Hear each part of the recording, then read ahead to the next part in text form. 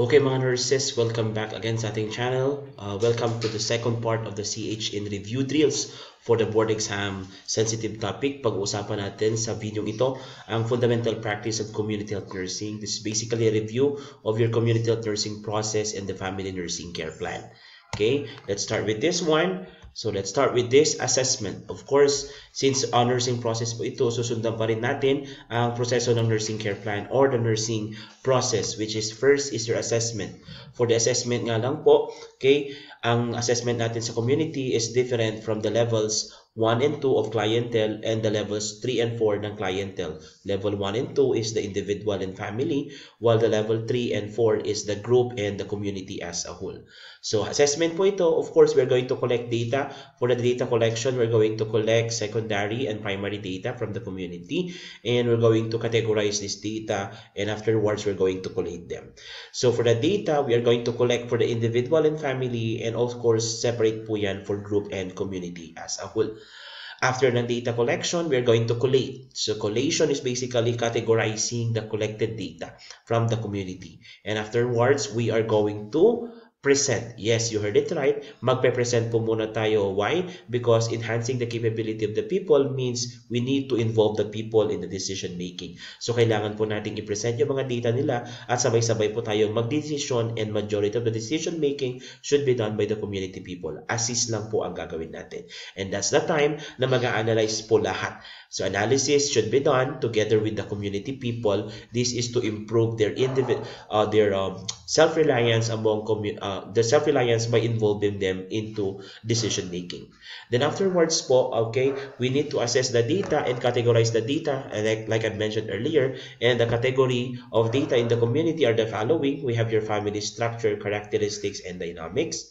We also have your socioeconomic and cultural characteristics, home and environment, health status of each member, and the values and practices of health promotion, maintenance, and disease preventions in the community. So basically, ika-categorize lang po natin yung mga na-collect nating data from the community in this 5 category of problem in the family nursing assessment. For the diagnosis part, okay, this is the problem identification part. So meron tayong family focus and community focus. Pag sinabi nating family focus, that is your family nursing care plan, dalawang bagay ang dapat nating tignan dyan. We have your first level of assessment, 4 po yan. We have your presence of wellness condition, these are the patient's or the family's strength. Health threat, these are risk factors that are present that may lead into a problem. Health deficit, these are conditions that can affect the activities of daily living ng mga pasyente, katulad ng sakit, illness, and disability. And we also have your stress point, also known as your foreseeable crisis. Anything that may cause adjustment sa family adjustment or family matters. Okay, anything na magkakos ng adjustment sa pamilya. After nating ma-identify ang first level of assessment, we are going to identify, still under your family nursing care plan, your secondary level of assessment. Secondary level of assessment is based on the family's health task. Okay, ability of the family to perform the health task. So ano itong mga secondary level of assessment na ito or problem ng family as a whole? Meron tayong inability of the family to recognize the problem, inability of the family to make decision, inability of the family to provide adequate nursing care, inability of the family to provide nursing home environment conducive for health, and the last one is the failure of the family to utilize community resources. So, nakabase po ito sa family health task na dapat na perform ng isang pamilya.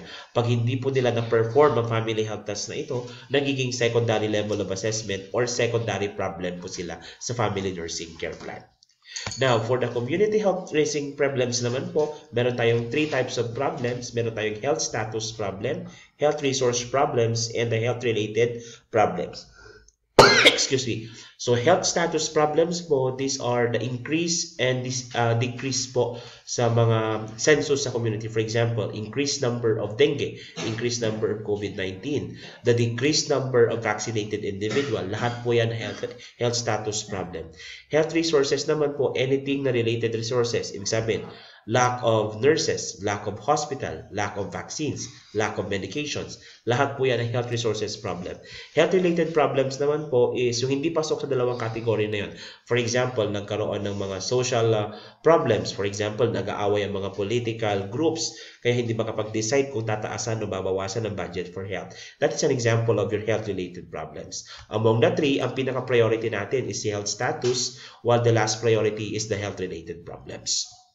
Okay, so punta tayo sa planning. So sa planning po guys, magpa-prioritization tayo. Kung maalala nyo, nag-compute po tayo dito. For the computation, we will be using several criteria. Iba po yung criteria dun sa Family Nursing Care Plan. Iba rin naman po yung criteria sa ating Community Health Nursing Care Plan. The criteria for FNCP is in your left of the screen. Sa right naman po yung Community Health Nursing Care Plan. Okay, for the criteria ng ating Family Nursing Care Plan, meron tayong nurture of the problem. Scores 1 po yan. Modifiability of the problem. Scores 2. Preventive potential. Scores 1. And the salience, which is the family's perception towards the problem, scores 1. Among all the criteria, ang pinaka-importante is the modifiability of the problem. As you can see, siya may pinakamataas na score. Ito naman po yung mga criteria na meron sa ating Community Health Nursing Problem. Meron tayo nature of the problem din, magnitude, modifiability, preventive potential, and social concern. Pag sinabi nating Community Health Nursing Problem po, 5 po yan. Ang pinaka-importante is still si modifiability of the problem, and the magnitude of the problem naman po is the only criteria na wala sa ating Family Nursing Care Plan. Pag sinabi naman nating social concern guys, parehas lang po siya ng salience. Ang pinakaiba lang, social concern is community-wide. Ibig sabihin, ito yung perception ng community as a whole. Okay? Sana po maliwanag tayo dyan. Yung mga tinanong sa board exam dyan, which criteria is the most important?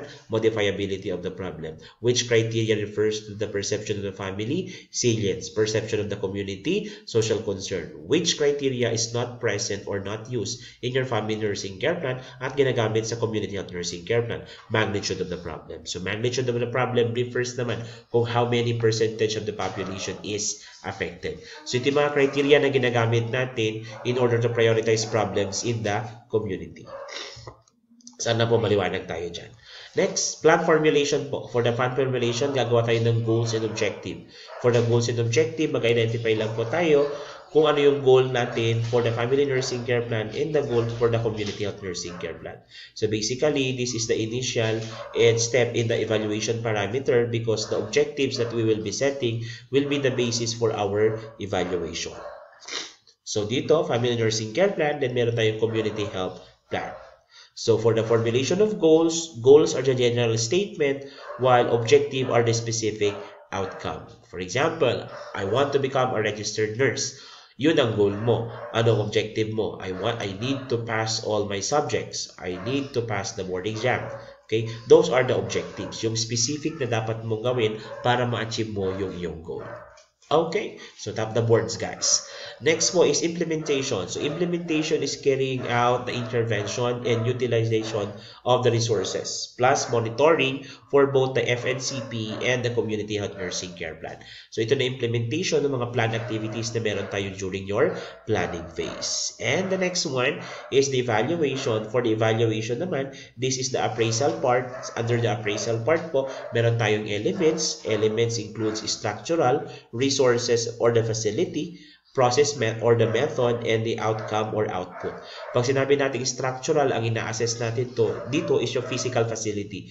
For example, meron bang health center? Kompleto ba ang gamit? Kompleto ba ang gamot? That is structural resources and facility. Pag method naman po, ang ina-assess natin is the guidelines. Yung ginagamit ng mga nurses, midwives, and doctors. Sinusunod ba nila yung rules? Sinusunod ba nila yung guidelines? O hindi? O yung protocol ba sinusunod nila? Okay, so ang ina-assess natin dito is the professionals. While in the outcome po, ang ina-assess natin is the patient. Kamusta na yung ating pasyente? Satisfied ba sila? Nagkaroon ba ng changes sa kanilang health? Okay, after the implementation of the programs.